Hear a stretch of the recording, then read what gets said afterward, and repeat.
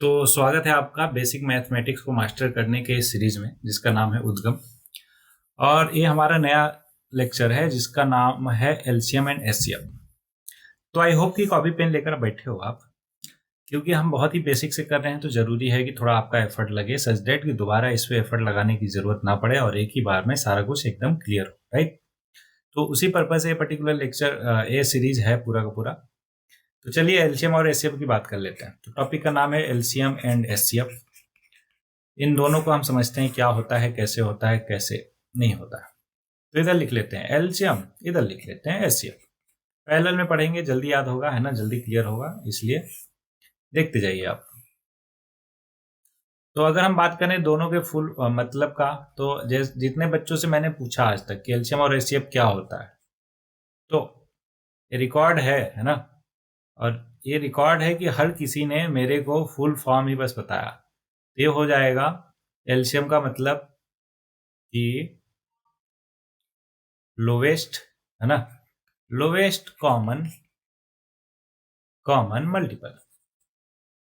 और अगर हम बात करें एचसीएफ का तो ये हो जाएगा हाईएस्ट कॉमन फैक्टर। अब बात आती है कि सर देखो दोनों में कॉमन आया लेकिन एक जगह लोवेस्ट आया। जनरली सबको मालूम होता है लोवेस्ट का मतलब क्या हुआ, है ना। लोवेस्ट तो सभी को मालूम है और हाईएस्ट भी सभी को मालूम है। तो अब बचा दो चीज, मल्टीपल और फैक्टर को जानना। समझो अच्छे से कि एलसीएम को समझते हैं हम पहले। तो लोवेस्ट बताना है जो कॉमन हो। कॉमन का मतलब कि जो दोनों में हो। अगर 2 नंबर की बात कर रहे हैं तो दोनों में हो, 3 नंबर की बात कर रहे हैं तो तीनों में हो। मान लो आपके दोस्त, आप का नाम मान लेते हैं ए है, आपका दोस्त का नाम बी है। मैंने कहा कि दोनों में क्या कॉमन है ना। जैसे ही मैंने पूछा कि दोनों में क्या कॉमन है तो आप फट से बोलोगे कि सर हम दोनों के दोनों बेशरम इंसान हैं कि दोनों पढ़ाई नहीं करते। राइट, तो ये हो गया ए और बी के बीच में ऐसी चीज जो दोनों में हो तो वो कॉमन होती है। राइट, अब मल्टीपल को समझ लेते हैं। फॉर एग्जांपल मैंने क्वेश्चन दिया आपको कि 6 और 8, ठीक है, इसके मल्टीपल बताइए। पहले 6 के मल्टीपल बताइए। तो आप सिंपली क्या करोगे, 6 का टेबल लिख दोगे। 6, 12, 18, 24, है ना, 30, 36 और 42 एंड सो ऑन, है ना। 8 का मैंने बोला आपको तो सिंपली 8 का टेबल लिख दोगे। 8, 16, 24, 32 एंड सो ऑन। अब मैंने पूछा आपसे कि इन दोनों का हमने मल्टीपल निकाल लिया। मल्टीपल यही होता है कि दोनों के टेबल में कौन कौन से डिजिट आ रहे हैं। राइट, तो 6 का टेबल पता चल गया, मतलब मल्टीपल पता चल गया। 8 का मल्टीपल पता चल गया। अब क्या चाहिए था हमें, कॉमन चाहिए था दोनों में। तो कॉमन देखो क्या है, 24 कॉमन है, मतलब दोनों में है। उसके बाद क्या बोला था मैंने, लोवेस्ट। अच्छा, कॉमन में जरूरी छोड़े ना है कि दोनों में केवल एक ही कॉमन हो, बहुत सारे कॉमन हो सकते हैं। फॉर एग्जांपल ये देखो, 6 का आगे बढ़ते गए तो 48 आ गया, ऐसे ही 8 का भी करते गए तो 40 देन 48 आ गया, मतलब 48 भी कॉमन हो गया। तो यहाँ पे तो 2 कॉमन मिल गए। अब बात आती है कौन सा वाला लेना है हमें, तो वो बताएगा ये पर्टिकुलर फर्स्ट, जो कि है लोवेस्ट। तो 24 और 48 में लोवेस्ट कौन सा है, 24। That's why LCM of 6 and 8 will B, LCM of 6 and 8 will B 24। ठीक है, चलो समझ आया, अच्छी बात है। नहीं समझ आया फिर से एक क्वेश्चन और करते हैं सच दैट आपको बहुत अच्छे से क्लियर हो। तो दूसरा क्वेश्चन लेते हैं। मैंने कहा 4, 6 और 8 का बताओ कि एलसीएम क्या होगा। तो सिंपली आप क्या करोगे कि सर फुल फॉर्म हमें पता है, आपने बता दिया, लोवेस्ट कॉमन मल्टीपल। तो तीनों का मल्टीपल लिख लो, जो हो गया 4, 8, 12, 16, 20, 24 एंड सो ऑन, है ना। इसी तरीके से 6 का कर लीजिए, 6, 12, 18, 24, 30 and so on. Same way में 8 का भी लिख लीजिए, 8, 16, 24, 32 एंड सो ऑन। राइट, अब इन तीनों में देखिए कॉमन क्या दिख रहा। अभी आप देखोगे तीनों में कॉमन तो कहोगे कि सर देखो 24 तीनों में आ रहा है ना, उससे पहले तो और कोई नहीं है ना कि जो कॉमन हो तीनों में, नहीं। तो इसलिए एलसीएम ऑफ 4, 6, 8 क्या हो जाएगा, 24 हो जाएगा। आई होप कि इससे आसान लैंग्वेज में आप, है ना, कहीं और से नहीं समझ सकते क्या एलसीएम। तो एलसीएम होता क्या है, आई होप कि समझ में आ गया होगा आपको कि उन सारे नंबर का, है ना, आप अगर अब कोई पूछे आपसे एलसीएम क्या होता है तो आप कहोगे कि सर जितने भी नंबर का आपको एलसीएम निकालना है उनके मल्टीपल में, है ना, जो चीज कॉमन है और लोवेस्ट है उसी को हम एलसीएम बोलते हैं। शॉर्टकट में बोले तो lowest common multiple is known as LCM. ठीक है। अच्छा, सेम वे में हाईएस्ट कॉमन मतलब एचसीएफ भी होता है। कैसे समझते हैं? अब एचसीएफ पे आ जाते हैं, ध्यान दीजिएगा। इसका नाम है हाईएस्ट कॉमन फैक्टर। अब हाईएस्ट और कॉमन से तो आप फैमिलियर हो गए, लेकिन फैक्टर को समझते हैं यहाँ पे। जैसे मैंने कोई नंबर लिखा 12, तो 12 को और क्या लिख सकते हैं?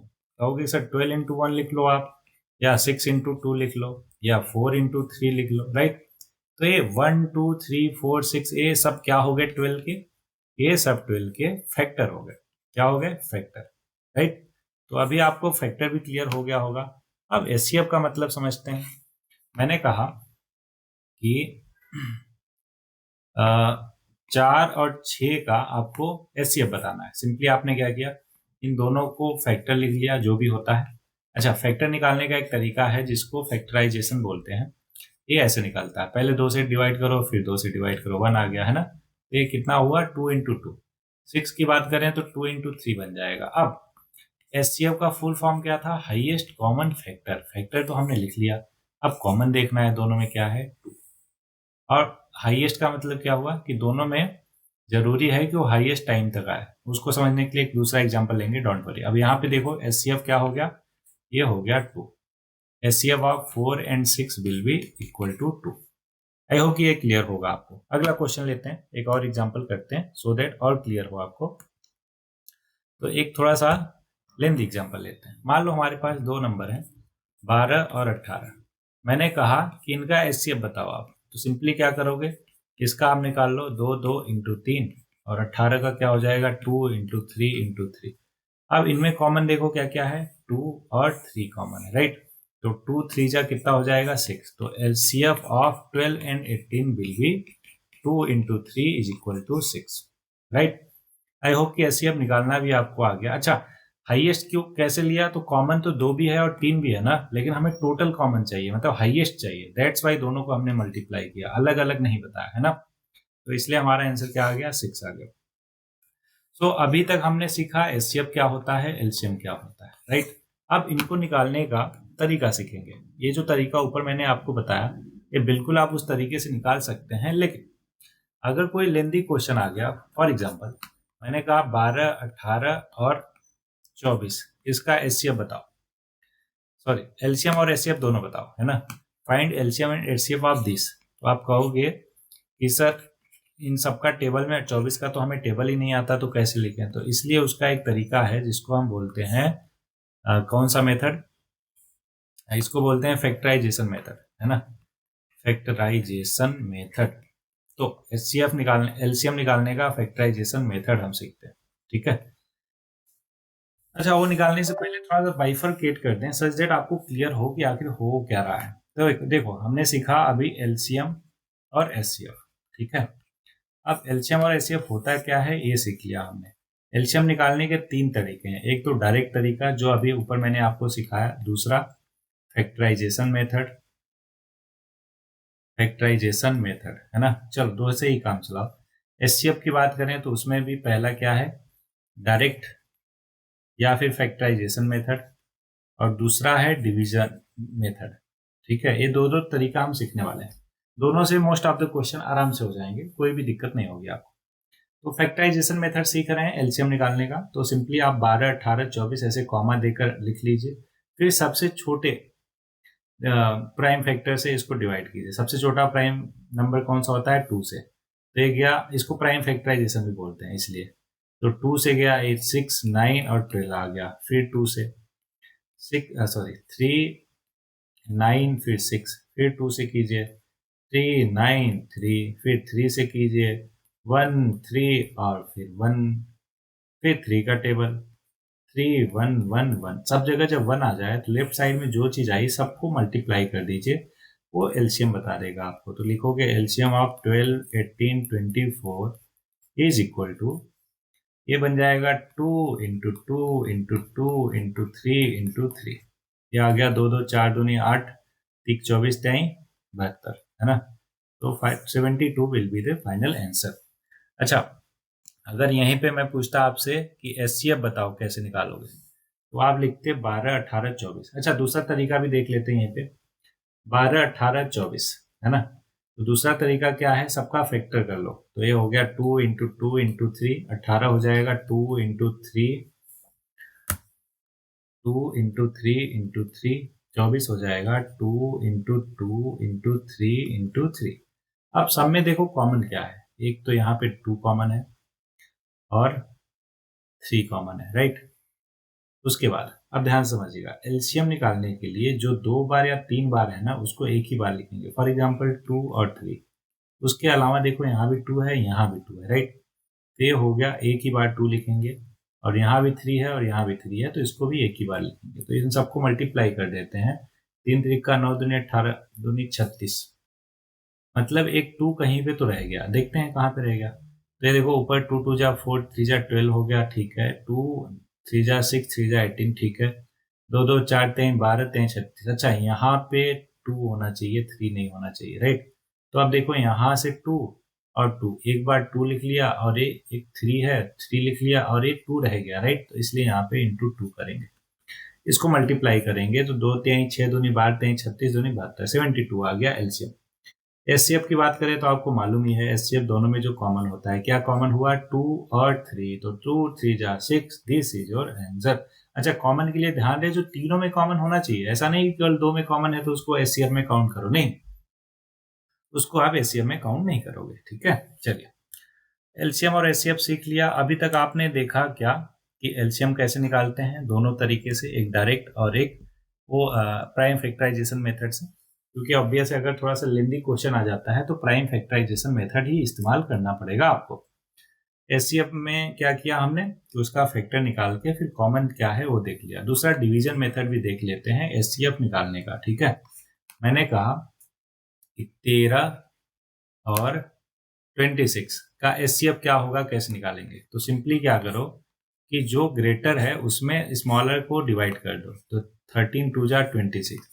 तो जिस पर्टिकुलर है ना डिवीजर से पूरा का पूरा कट जाए तो हमारा क्या हो जाएगा, एचसीएफ हो जाएगा। तो 13 और 26 का एचसीएफ कितना हो गया, 13 हो गया। अच्छा, इसी तरीके से मान लो कि 400 है ना और 35 इनका निकालना हो तो सेम प्रोसेस करेंगे, लेकिन एक तरीका अलग है करने का। वो कौन सा तरीका है देख लीजिए। तो ये हो जाएगा 35 का टेबल ऐसा पढ़िए कि 400 से ज़्यादा न जाए।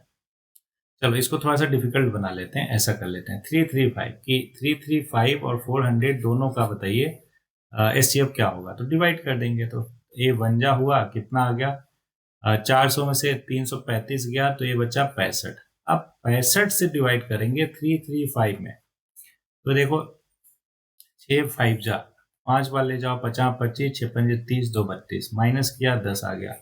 10 से डिवाइड करेंगे 65 में, कितनी बार, 5 जा 60 हो गया। फिर बचा रिमाइंडर आया 5, 5 को डिवाइड करेंगे 10 में, तो 5 2 जा 10। ये पूरा पूरा कैंसिल आउट हुआ किससे, 5 से। That's why 5 will be the HCF of 335 and 400। ठीक है, क्या आ जाएगा आंसर, 5। ध्यान रखिए कि जो रिमाइंडर आया उसको फिर से डिवाइड करेंगे जिससे हम पहले डिवाइड कर रहे थे। चलो एक क्वेश्चन और लेते हैं, इसको और क्लियर करते हैं अच्छे से। तो ये रहा एक क्वेश्चन और आपके लिए। मैंने कहा कि हमारे पास है 14 और 45, है ना। चलो 14 49 ले लेते हैं। मैंने कहा इन दोनों का एचसीएफ क्या होगा। तो सिंपली आप क्या करोगे, डिवीजन मेथड से। देखो प्राइम फैक्टराइजेशन से तो आपको आता है, लेकिन डिवीजन मेथड से करेंगे तो 14 का टेबल ऐसा करोगे 49 आ जाए, तो 3 जा 42 आ गया।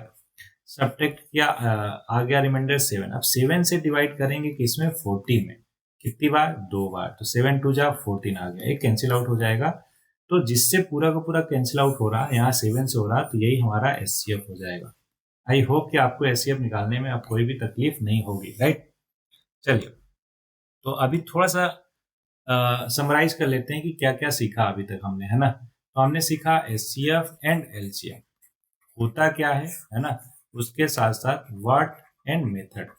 मेथड में हमने दोनों के दो दो मेथड सीखे, right. 2 methods each, 2 methods each. आई होप ये सारा कुछ आपको क्लियर होगा अच्छे से। अच्छा, अब इंपॉर्टेंट चीज क्या है कि जैसा कि इनका नाम है एलसीएम और एचसीएफ, एल का मतलब लोवेस्ट हुआ, लोवेस्ट का मतलब ये हुआ कि जब क्वेश्चन में हमें लोवेस्ट पूछे, कम से कम पूछे, तो हम एलसीएम निकालेंगे और ज्यादा से ज्यादा पूछे तो एचसीएफ निकालेंगे। ठीक है, अच्छा एक दो क्वेश्चन भी इसका करेंगे, डोंट वरी। जैसे एग्जाम्पल के तौर पे मान लेते हैं आप हो गए ए और आपके दो दोस्त बी और सी हो गए।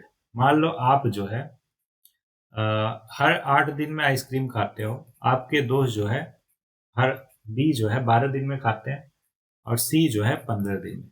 मैंने पूछा कि ऐसे कितने दिन बाद, अगर आज सबने खाया आइसक्रीम तो ऐसा कितने दिन बाद, है ना, कितने दिन बाद तीनों एक साथ आइसक्रीम खाएंगे। तो सिंपली क्या कहा, कम से कम कितने दिन बाद तीनों एक साथ आइसक्रीम खाएंगे। तो सिंपली कम से कम बोला, तो इसलिए आप क्या करोगे, तीनों का एलसीएम निकाल लोगे। तो एलसीएम निकालना तो आपको मालूम ही है, फटाक से निकाल लीजिए, वो आपका आंसर हो जाएगा।